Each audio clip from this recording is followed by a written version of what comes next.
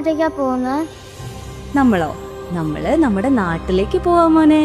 അപ്പൊ ഇതല്ലേ നമ്മുടെ നാട്? ஹலோ மச்சி, பஸ் ஏறிட்டேன்டா.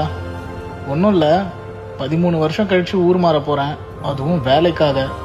கொஞ்சம் வித்தியாசமான ஃபீல் ஆகுதுடா.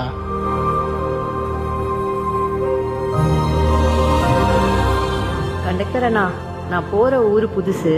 என் ஸ்டாப்பிங் வந்தோடனே கொஞ்சம் சொல்கிறீங்களா?